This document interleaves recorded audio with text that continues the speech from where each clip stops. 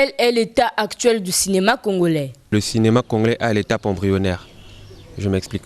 Il y a des œuvres qui sortent, il y a des productions qui se font incessamment, que ce soit du côté de Pointe-Noire ou bien de Brazzaville. Mais le cinéma tel que nous le connaissons, en parallèle avec le cinéma ivoirien ou nigérian, ne sont pas au même diapason. Le cinéma congolais est encore embryonnaire. Nous tournons des films qui ne sont pas rémunérés. Donc on se bat comme ça. Si pour certains le cinéma congolais est encore à ses débuts, pour d'autres par contre il est déjà en pleine évolution.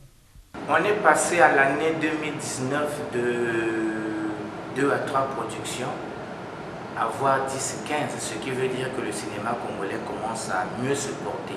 En termes de production cinématographique, il y a une évolution parce que il y a cela en 2000, les années 2000, on avait très peu de production cinématographique sur le marché.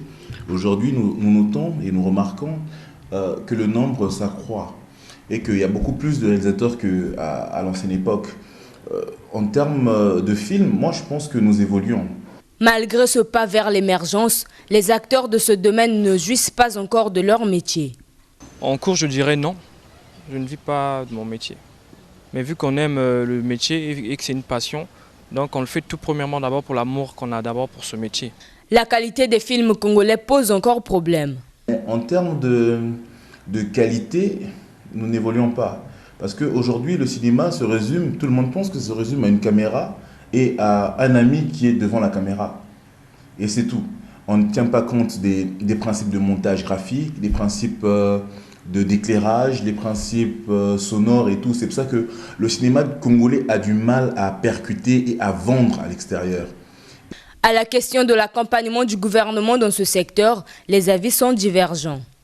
C'est vrai que la direction des arts et des lettres est en train de faire les pieds et les mains pour nous accompagner de temps en temps, mais l'accompagnement n'est pas encore actuel. Je pense bien parce qu'il y a une direction des arts et de la cinématographie. D'ailleurs, déjà depuis l'année dernière, ils ont créé ce qu'on appelle les Combats Awards.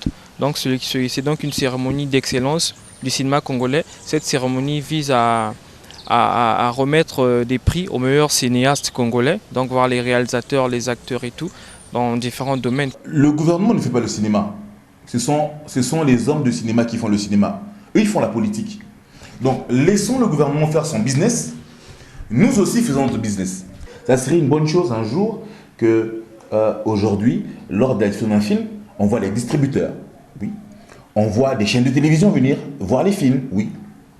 On voit des producteurs. D'accord. Mais pas tout le temps qu'on voit les politiques. Olivier Guiziz fustige la non-complicité des promoteurs du cinéma congolais. Nous ne savons pas ce que c'est le travail d'ensemble. Nous ne savons pas nous mettre ensemble pour faire un travail afin de pouvoir mamifier notre État. Nous sommes plutôt égocentriques. Nous aimons briller individuellement. Le développement total du cinéma congolais demande l'implication des distributeurs, des chaînes de télévision, des producteurs, des réalisateurs et acteurs, car il est un domaine pourvoyeur d'économie d'un pays parmi tant d'autres.